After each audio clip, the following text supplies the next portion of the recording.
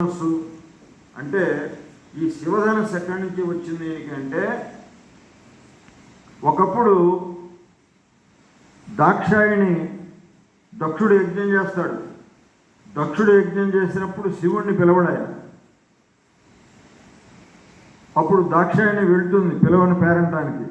తండ్రి గారింటికి కూడా వెళ్ళకూడదని మన పురాణ ఇతిహాసాలన్నీ కూడా చెప్పినాయి. కానీ ఇవిడు వెళ్తుంది. అందరూ వెళ్తున్నారు, అప్పచెల్లెళ్ళు అందరూ వెళ్తున్నారు, నేను కూడా వెళ్తానని పాపం వెళ్ళింది. అప్పుడు శివుణ్ణి దూషిస్తే దాన్ని యొక్క యజ్ఞభంగం చేయడానికి ఒకడు వెళ్తాడు. వెళ్ళి ఆ యజ్ఞభంగం చేస్తుంటే అప్పుడు వికటాట్టహాసం చేస్తూ శివుడు కూడా పైనుంచి ఆ యొక్క యజ్ఞాన్ని భంగం చేస్తాడనమాట. అప్పుడు శివుడి యొక్క స్వరూపం ఎట్లా ఉందిటంటే, ఈ యొక్క శివధనుస్సుని ఎక్కుపెట్టి అయినా ఈ శివధనుస్సు కనుక ఎక్కువ పెట్టి కనుక కొడితే మొత్తం ప్రపంచం అంతా కూడా దద్దరిల్లిపోతుంది. ఆ సమయంలో అక్కడ ఉండేటువంటి దేవతలు అందరూ కూడా శివుణ్ణి ప్రార్థించి స్తోత్రించి, నాయన నువ్వు ఆ పని చేయమాక, నువ్వు శివధనుస్సు కనుక ఎత్తి ఒక్కసారి ఇల్లు ఎక్కుపెట్టావంటే మొత్తం సర్వనాశనం అయిపోతుంది. కాబట్టి శివ ప్రభో బోళాశంకర నువ్వు ఆ పని చేయవద్దు అని అంటే, అప్పుడు శివధనుస్సు ఏం చేయాలనేటువంటి ఆలోచన వచ్చినప్పుడు, ఎవరికి ఇస్తే ఇది బాగుంటుందని ఆలోచన వస్తే అప్పుడు పొందదగినటువంటి వాడు జనక మహారాజు. కాబట్టి ఆ జనక మహారాజు దగ్గర ఆ శివధనుస్సు ఆయనకి ప్రాప్తం దొరికింది. ఒక్కొక్కళ్ళకి ఆ విధంగా త్యాగరాజ స్వామికి విగ్రహాలు, రామచంద్రుడి విగ్రహాలు ఆ విధంగానే దొరుకుతాయి. అట్లాగే ఈ శివధనుస్సు జనక మహారాజుకి దొరికింది. ఈ శివధనుస్సు ఏదో వచ్చింది కదా పట్టుకుందామంటే అదేం మోసేట్టు లేదు. 50,000 మంది, సుమారు 50,000 మంది బలశాలుడు దాన్ని పట్టుకుని 8 చక్రాల బండిలో పెట్టి దాన్ని రక్షించబడ్డది. అటువంటి శివధనుస్సు అక్కడ ఉన్నది. ఆ జనక మహారాజుకు వద్దకు రాగా జనకుడు వీళ్ళు రామచంద్ర ప్రభువు, లక్ష్మణుడు, విశ్వామిత్రుడు అక్కడికి వచ్చేటప్పటికీ వాళ్ళకి అర్ఘ్యపార్ఘ్యాదులన్నీ కూడా ఇచ్చాడు. దానికి దక్షయజ్ఞమందు పూజా భాగముగా నాకు దొరికినటువంటి ప్రసాదంగా నేను దీన్ని భావిస్తున్నాను అని చెప్పి ఒక కోరిక ఏమిటంటే, ఈ శివధనుస్సుని ఎవరైతే ఎక్కువ పెడతారో వాళ్ళకి నా పుత్రికనిచ్చి వివాహం చేస్తాను. ఈవిడ అయోనిజ, ఎవరు సీతాదేవి, సీతామాయి అయోనిజ అనమాట. ఆయన జనక మహారాజు స్వయంగా దున్ని పొలం చేసేటువంటి వాడు. అట్లా చేస్తుంటే ఒక రోజున అక్కడ దున్ని దాంట్లో నుంచి ఈవిడ ఉద్భవిస్తుంది. చిన్నపిల్లలుగా ఉద్భవించిందని చెప్తున్నారు. అట్లా కాదు, ఉద్భవించడమే ఆవిడ అమ్మవారిగా ఉద్భవిస్తుంది అనమాట. వీళ్ళందరూ కూడా చూడండి, మీరు కమలంలో నుంచి పద్మావతి దేవి ఎక్కడి నుంచి వస్తుందండి? ఆవిడ కమలంలో నుంచి వస్తుంది పద్మావతి. అట్లాగే లక్ష్మీదేవి అట్లాగే వస్తుంది. కాబట్టి వీళ్ళందరూ కూడా ఏదో ఒక విధంగా జన్మ తీసుకోరు వాడు, అట్లా ఉద్భవిస్తారు వాడు. అట్లా వచ్చినటువంటిదే ఈవిడ జనక మహారాజు యొక్క పుత్రికగా అనబడేటువంటి సీతాదేవి. ఆవిడ సీతాముఖే సముత్పన్న బాలభావేన సుందరి. ఎట్లా ఉన్నదంటే మహాలక్ష్మి స్వరూపం ఎలా ఉంటుందో అలా ఉన్నది ఆవిడ. ఆవిడ అనేక విధాలైనటువంటి సంపదలతో తొలతూగుతున్నటువంటి లక్ష్మీ ప్రధానమైనటువంటి ఒక చక్కటి రూపం కలిగినటువంటి, పెరిగి పెద్దదై 9 ఏళ్ల ప్రాయానికి వచ్చేసింది ఆవిడ. 9 ఏళ్ల ప్రాయంలోనే ఆవిడ అక్కడ ఉంటే ఆయన అనేక మంది రాజులు వచ్చారు, చాలామంది. యస్సజ్జం ప్రకృతేస ఏవ జనకాజామాత యస్సజ్జం న కురుతే తస్యాపి జనకజామాత. ఎవరైనా సరే పుత్రిక యొక్క వివాహం, మరి ఈవిడ అలా దొరికినటువంటి లభ్యపడినటువంటి ఒక స్వరూపిణి ఆవిడ. ఆవిడకి ఎవరైనా ఈవిడ ఏం చేసిందంటే, ఒక రోజున ఆ యొక్క శివధనుస్సు ఉన్న చోట 50,000 మంది బలశాలులు వచ్చి దాన్ని తోస్తే కానీ కదలినటువంటి 8 చక్రాలు ఉన్నటువంటి దాంట్లో దాన్ని భద్రపరిచినటువంటి దాన్ని ఈవిడ అవలేలుగా ఒక రోజున అలా జరిపింది. ఇది చూశాడు జనక మహారాజు. ఒకవేళ ఇలా జరిపినటువంటి ఈవిడ ఇంత శక్తిమంతురాలు కదా అంటే అక్కడ ఒక విష్ణు విగ్రహం ఉన్నది వాళ్ళ ఇంట్లో. ఆ విష్ణు విగ్రహాన్ని చూస్తూ ఈవిడ అక్కడే కూర్చుండిపోయింది. ఆ విష్ణు విగ్రహాన్ని చూస్తూ అక్కడే కూర్చుండిపోవడం జనక మహారాజు చూశాడు. ఏమిటి 9 ఏళ్ల పిల్ల ఏమిటి, ఈ విష్ణు విగ్రహాన్ని చూస్తూ ఇక్కడే కూర్చుండిపోవడం ఏమిటి? కాబట్టి ఈవిడ ఆయనతో ఏదో మాట్లాడుతున్నట్టుగా ఈయనకు గోచరిచ్చింది. ఆ గోచరించడం ఎట్లా గోచరిచ్చిందంటే ఉభయరిద్దరు కూడా మాట్లాడుకుంటున్నట్టుగా ఈయనకి తటస్థపడి ఇది సాక్షాత్తు ఈవిడ మహాలక్ష్మి, ఈవిడ పరాశక్తి యొక్క రూపమే ఈవిడ. కాబట్టి ఈవిడికి తగినటువంటి వాళ్ళు ఎవరు ఆ రాజు ఈ రాజు వస్తున్నారు, చూస్తున్నారు, ముట్టుకుంటున్నారు, కదలలేరు, పెట్టలేరు, వృద్ధులు అయినప్పటికీ కూడా వస్తున్నారండి. వచ్చి దానికి ఏదో ప్రయత్నం చేస్తారు. జనక మహారాజు దగ్గర మేము వివాహం అక్కడి నుంచి పొందాము అనే గొప్ప కోసమని వాళ్ళందరూ వస్తున్నారు. అంటే రావణాసురుడు కూడా వచ్చాడని చెప్పారు. ఇట్లా ఉన్నటువంటి ప్రదేశంలో ఈయన ఆ యొక్క మిథిల నగరంలో అనేక మంది వచ్చారు. అనేక మంది వచ్చి చూసి పోతున్నటువంటి సమయంలో ఈ శివధనస్సు 6 సంవత్సరాల నుంచి పరీక్ష జరుగుతూనే ఉంది. అనేక మంది వస్తున్నారు, పోతున్నారు, చూస్తున్నారు, దాన్ని ముట్టుకుంటున్నారు, దండం పెట్టేవాళ్ళు దండం పెడుతున్నారు, తోయగలిగిన వాళ్ళు దయ చేస్తున్నారు, చవట్లు పడుతున్నారు, వెళ్ళిపోతున్నారు. ఇట్లాంటి ప్రదేశంలో నా కృష్ణం నచట కృతం నమితం నాతో పితం స్నాత కేనాపి ఇదమహోమహోధనురతో నిర్వీర్యముర్వీతనం. కొంతమంది ఆ ద్వీపం నుంచి ఈ ద్వీపం నుంచి అక్కడి నుంచి వచ్చినటువంటి వాళ్ళందరూ కూడా నిశ్చేష్టులై వెళ్ళి పరాభూతులై వెళ్ళిపోతున్నారు అన్నమాట. అప్పుడు శ్రీరామచంద్రుడు ఈ ధనస్సుని ఎక్కపెట్టగలిగినచో నాకు చాలా సంతోషంగా ఉంటుందని మనస్సులో అనుకున్నాడు. బయటికి చెప్పకుండా మనస్సులో అనుకున్నాడు ఆయన. శ్రీరామచంద్ర ప్రభువు ఆనందో నృపబంధూనాం భక్తానాం కరుణామయ జానక్యాస్త్వనురాగా రామో దృశ్యతే నైకథా.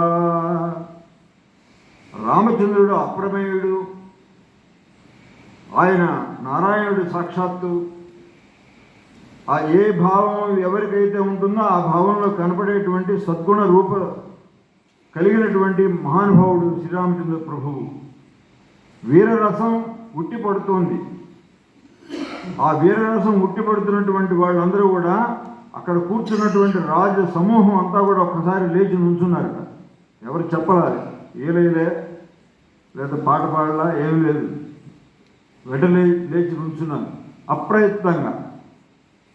ఎందుకంటే ఆయన చూస్తుంటేనే శృంగార రసంతో ఉన్నాడా, వీర రసంతో ఉన్నాడా, ధర్మమే స్వరూపంగా కలిగినటువంటి వాడా రామచంద్ర ప్రభువు. ధర్మానికి రక్షణగా వెనుక ఉన్నటువంటి లక్ష్మణుల ఈతుడైనటువంటి శ్రీరామచంద్ర ప్రభువును చూస్తుంటే అక్కడ ఉన్నటువంటి వాళ్ళందరికీ కూడా సాక్షాత్తు పరమేశ్వరు యొక్క సాక్షాత్కారం అక్కడ అయ్యింది అన్నట్టుగా వాళ్ళందరూ నిశ్చేష్టులు అక్కడ కూర్చొని చూస్తున్నారు అందరూ. అప్పుడు వెంటనే జనక మహారాజు అన్నారన్నమాట, ఎవరైతే ఈ శివధనుర్భంగాన్ని శివధనుస్సుని గనక తీసుకుంటారో వారికి నా కుమార్తెనిచ్చి వివాహం చేద్దామని అనుకుంటున్నానని విశ్వామిత్రుడితో అన్నారండి. వీరు డైరెక్ట్గా రామమూర్తితో చెప్పలే, రామచంద్ర ప్రభువుతో చెప్పకుండా విశ్వామిత్రుడితో అంటే విశ్వామిత్రుడు సైగ చేశారు స్వామివారికి, తీసుకోండి మీరు. అప్పుడు వెంటనే గృహీత హరికోదండే రామే పరిణయోన్ముఖే. ఆయన మామూలుగా అట్లా వెళ్ళి ఒకసారి త్రిప్రదక్షిణం చేశారు దాన్ని. అది మామూలు ధనస్సా? ఏమి ధనస్సు అది? శివుడు ఇచ్చినటువంటి ధనస్సు అది. ఆయనకు తెలుసు ఆ విషయం. సర్వజ్ఞుడు, దైవజ్ఞుడు, అన్ని శాస్త్రాలు చదువుకున్నటువంటి పారంగతుడు, అన్నీ ఆపోసన పట్టినటువంటి మహా విద్వాంసుడు శ్రీరామచంద్ర ప్రభువు.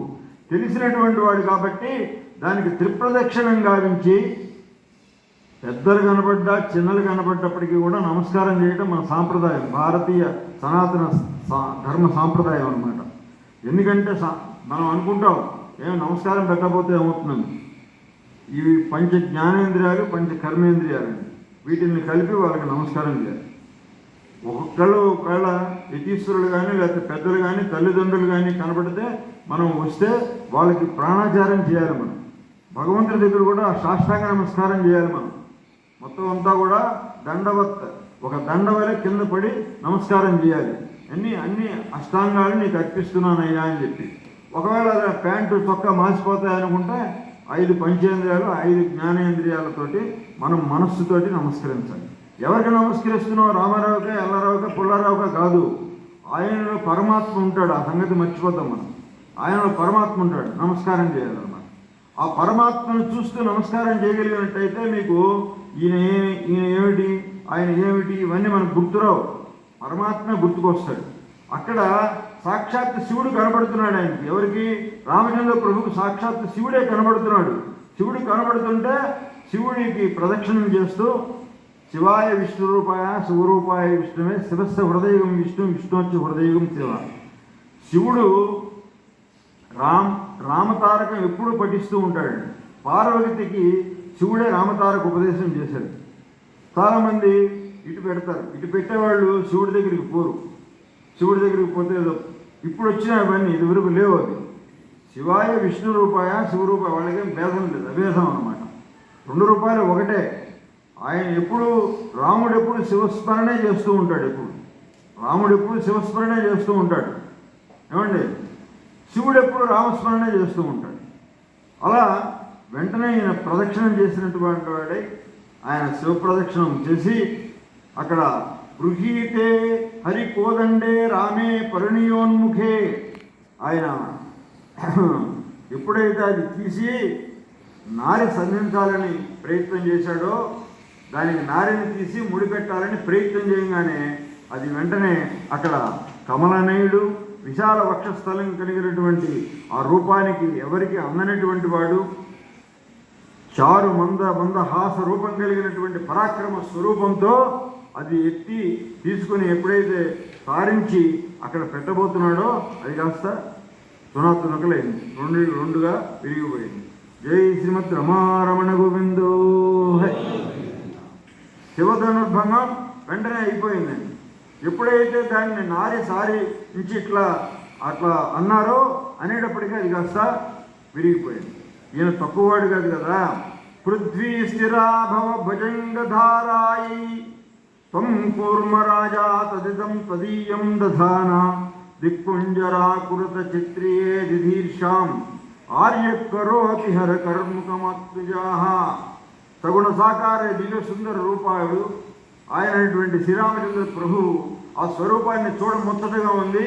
అక్కడ ఉన్నటువంటి ప్రజలందరూ కూడా, అక్కడ ఉండేటువంటి వాళ్ళందరూ కూడా ఆ యొక్క రూపాన్ని చూస్తుంటే ఆ అందరి మధ్యలో నుంచి పక్కగా చూస్తోంది జానకీదేవి.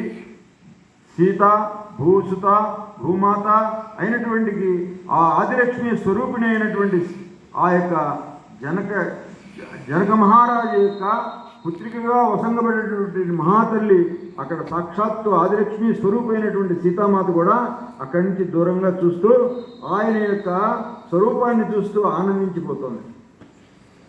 ఆనందించడం అనేటువంటిది ఒక చాలా గొప్పదైనటువంటి విషయం అండి. ఎవరైనా ఏదన్నా గొప్ప విషయం చెప్తే మనం ఆనందించాలి. ఆనందించడం అనేటువంటిది ఎవరి వల్ల కాదు.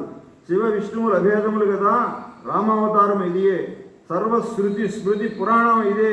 ఆయనే కనబడుతున్నాడు, ఇంకేం కనబట్టలా. మొత్తం అంతా కూడా ఆయనే అని అలా ఉన్నటువంటి స్వరూపాన్ని చూసింది ఆవిడ. వెంటనే ఎప్పుడైతే అది ఆ విధంగా ఉన్నదో అటువంటి పరిస్థితిలో శ్రీరామచంద్రుడు సేయం మమ సుత రాజం విశ్వామిత్ర పురస్కృతై తస్మై దేవా మయా సీత వీర్యశుల్కాన్ మహాత్మనే ప్రతిజ్ఞాం తత్వమిచ్చామి తనుజ్ఞాతుమర్హసి. శ్రీరామచంద్ర చేత నా కుమార్తె శివధనుర్భంగం చేత గెలవబడింది కాబట్టి మరి నీవు తొందరగా మరి పరివారంతో వచ్చి రామలక్ష్మణులను చూడగలవు అని చెప్పేసి మరి విజ్ఞాపన చేస్తారండి.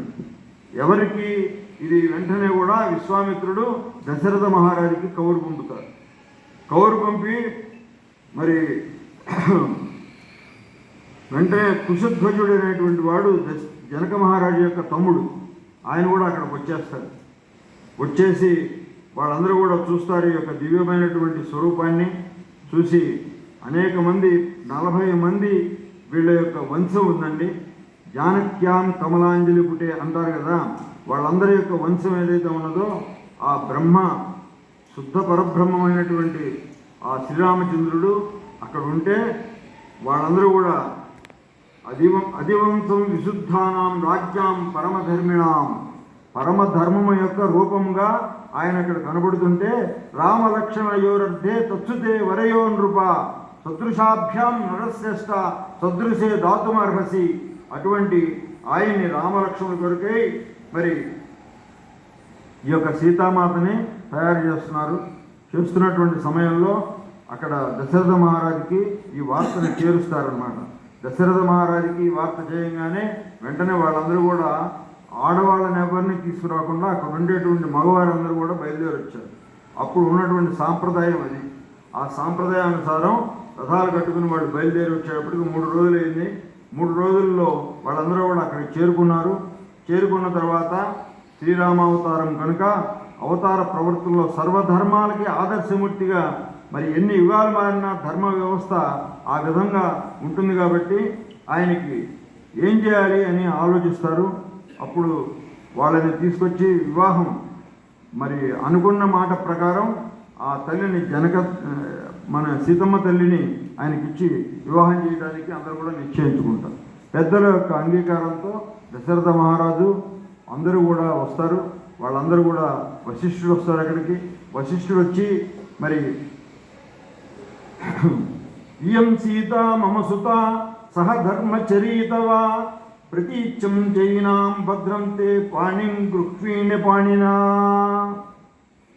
ఇయం మమ సుత అంటే నా యొక్క కూతురు నీ ధర్మపత్ని అని చెప్పి ఆయన చేతిలో చేయి వేస్తాడండి. అలా పతివ్రత మహాభాగా ఛాయే వానుగత సదా. ఏం చెప్తారంటే ఛాయే వానుగత సదా, ఎప్పుడు ఆయనకు నువ్వు నీడవలే ఉండు. సీతాదేవికి తండ్రి చెప్పినటువంటి మాట ఏమిటంటే మనందరం కూడా ఆలోచించాలి. మనం ఇచ్చేటప్పుడు ఏమన్నా అన్నాడా, నాకు ఫోన్ చేయి, నాకు ఒకసారి ఫోన్ ఉంది కదా నీకు, ఫోన్ ఇచ్చి పంపిస్తారు ఇంటికి. నువ్వు ఏమన్నా ఒక్కసారి కేకలేసాడా, ఏం లేదు, ఒక్క నిమిషంలో నాకు ఫోన్ చేయి, నేను వచ్చేస్తాను వెంటనే, లేకపోతే మా స్నేహితుడు అక్కడ ఉంటాడు వాడిని పంపించేస్తా అంటారు. ఇది రామాయణం, అందుకనే ఒకసారి వినాలన్నమాట. ఈయన ఏం చెప్తాడు, ఏమని, నువ్వు సాధు సాధ్వీతి దేవానాం ఋషీణాం వదతం తథా. రామచంద్రమూర్తితో నీవు నీడవలే వెంట ఉండమ్మా, అంతేగాని ఎప్పుడు వదిలి ఉండకూడదని చెప్తారు. సాధు సాధ్వీతి దేవానాం ఋషీణాం వదతం తథా దేవదుందిపి నిర్ఘోష పుష్పవర్షో మహానుభాత్. ఈమాంజలిపుటే యాపత్న రాగాయిత యస్తారాగ మస్తకే చకులు కుంద ప్రసూనాయిత అని చెప్పి వాళ్ళిద్దరి మీద చక్కగా ముత్యాలు తలంబ్రాలు పోస్తుంటే సీతారాముల కళ్యాణం అయిందని చెప్పి చక్కగా పాట పాడుతున్నారు. ఆ పాటలో వీళ్ళందరూ కూడా ఆరి తేరుతున్నారు అన్నమాట. దేవదుందివి నిర్ఘోష పుష్పవర్షో మహానుభా. అక్కడ ఉండేటువంటి వాళ్ళందరూ కూడా, దేవతలందరూ కూడా పుష్పవర్షాలు కురిపిస్తున్నారు. ఎందుకంటే ఇది లోక కళ్యాణార్థమై కుదిరినటువంటి శ్రీరాముడు సీతమ్మ తల్లి యొక్క కళ్యాణం జరుగుతోంది. ఆ జరిగినటువంటి దైవజ్ఞ విలాసంలో చెప్పబడినటువంటి లక్ష్మణ వాళ్ళందరూ కూడా, లక్ష్మణుడికి కూడా అక్కడే వివాహం జరుగుతుంది. వాళ్ళకు కూడా వెంటనే, ఎందుకంటే లక్ష్మణ గచ్చ భద్రంతే ఊర్మిళ మధ్యతుమ్మయ ప్రాతీచ్ఛపాణి కృష్ణి. అలా ఆయన యొక్క తమ్ముడి యొక్క కుమార్తెలు ఉన్నారు. ఊర్మిళేమో ఆయన అనంగ పుత్రిక, ఆయన యొక్క పుత్రిక. ఊర్మిళని లక్ష్మణస్వామికి ఇవ్వాలని నిశ్చయించుకున్నారు. మరి భరత శత్రుఘ్నులు కూడా వస్తారు కదా అక్కడికి. భరత శత్రుఘ్నులు కూడా ఎలా అంటే మాండవుని భరతుడికి, శత్రుఘ్నునికి శృతికీర్తిని ఇచ్చి వివాహం చేసేస్తారు. వీళ్ళిద్దరూ కూడా వారి తమ్ముని యొక్క పుత్రికలు. వివాహే రఘుముఖ్యానాం తదద్భుతముదృశ్యాత్. వాళ్ళందరూ కూడా చాలా ఆనందోడేలికల్లో ఉన్నారు. చాలా సాక్షాత్ శ్రీరామచంద్రమూర్తి యొక్క కళ్యాణాన్ని మనం చూసామే. మరి భరతుడే పెద్దవాడు కదా, లక్ష్మణుడికి ఇచ్చారు అని ఏదో కామెంట్స్ చేస్తూ ఉంటారు. కాదు, భరతుడు పెద్దవాడు అయినప్పటికీ కూడా ఆయనకి ముందు శ్రీరామచంద్రుడికి కళ్యాణం అయిన తర్వాత భరతుడికి వివాహం చేస్తారు. అట్లాగే మాండవినిచ్చి తర్వాత శత్రుఘ్నుడికి శృతకీర్తినిస్తారు. లక్ష్మణుడికి కూడా ఆ విధంగా వివాహం చేస్తారు. ఈ విధంగా మాండవిని సూక్ష్మమైన ధర్మ రహస్యం ఒకటి కనబడుతుంది. అసలు వివాహములు శాస్త్రరీత్యా అనేక విధాలు ఉన్నాయి. అనేక విధాల్లో ఇదొక విధానంతో వివాహం చేశారు. ఏమంటే ఆడవాళ్ళందరూ రాలే కదా, మరి ఎట్లా అని అంటే, ఎప్పుడైతే వివాహం అయిపోయిందో వెంటనే వాళ్ళు అక్కడి నుంచి బయలుదేరి ఆవిడని తీసుకుని పిల్లల్ని తీసుకుని బయలుదేరి వెళ్తారన్నమాట. మరి ఆ బయలుదేరి వెళ్తే అక్షయం మధుహంతానాం జానామి త్వాం సురోత్తమం ధనుష్యోస్య పరమాత్మానం స్వస్తితేస్తు పరం తపః.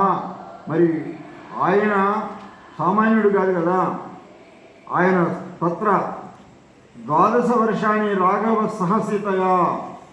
అట్లా వస్తే ఈ తల్లులందరూ కూడా కౌసల్య, కైకేయి, సుమిత్ర మొదలగు అక్కడ ఉండేటువంటి ఆ అయోధ్య పట్టణ ప్రజలందరూ కూడా వీళ్ళందరికీ కూడా హారతలు ఇచ్చి అనేకమైనటువంటి పూల దొరులతోటి వీళ్ళని ఆహ్వానిస్తారనమాట. అంతఃపురానికి ఆహ్వానించి భరత లక్ష్మణుని వాళ్ళందరినీ కూడా తత్ర 12 వర్షాన్ని రాఘవ సహసీతయ.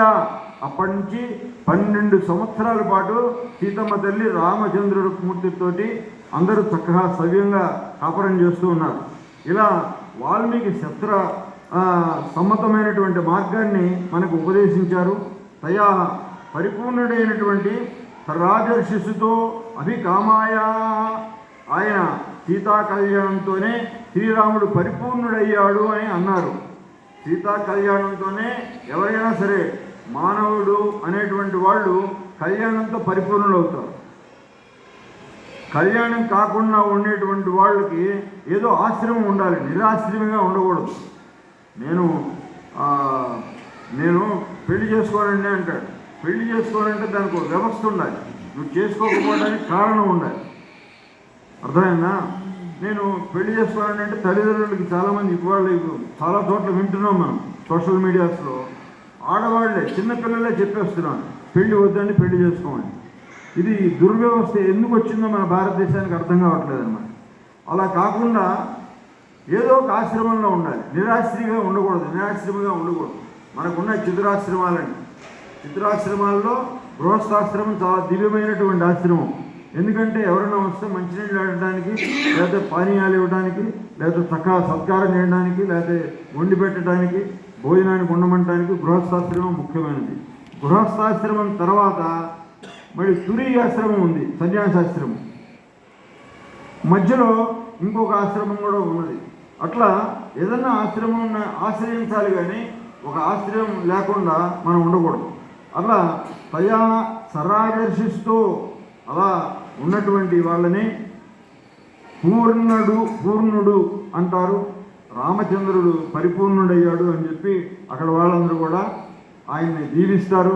పెద్దల యొక్క ఆశీర్వచనం, ముందు కౌసల్యమాత దగ్గరికి వెళ్ళి ఆశీర్వచనం పొందుతాడు, కైకేయి దగ్గరికి వెళ్ళి ఆశీర్వచనం పొందుతాడు. కైకేయి మహాసంతోషిస్తుంది అనమాట. ఇంత సుందరాంగిని పొందావు కదా రామ, నువ్వే కాకుండా భరత లక్ష్మణుడికి కూడా శత్రుఘ్నుడికి కూడా తీసుకొచ్చావు ఒకటేసారి, చాలా గొప్ప పని చేశావని చెప్పేసి వాళ్ళందరూ కూడా పొగుడుతారు. వాళ్ళందరినీ యొక్క ఆశీర్వచనాలు పొందుతారు. వశిష్ఠ మహర్షి యొక్క ఆశీర్వచనం పొందుతారు. పొంది వీళ్ళు 12 సంవత్సరాలు అక్కడ ఉంటారనమాట. చాలామంది చెప్తారు వెళ్ళంగానే అడవికి వెళ్ళిపోయిందని అట్లా చెప్తూ ఉంటారు. అలా కాకుండా అలా బాలకాండ అది పూర్తయింది. అయోధ్యకాండలోకి వస్తున్నాం. గచ్చత మాతు కులం భరతేన తాదానగా శత్రుఘ్నో నిత్య శత్రుఘ్న నీతి ప్రీతి పురస్కృత.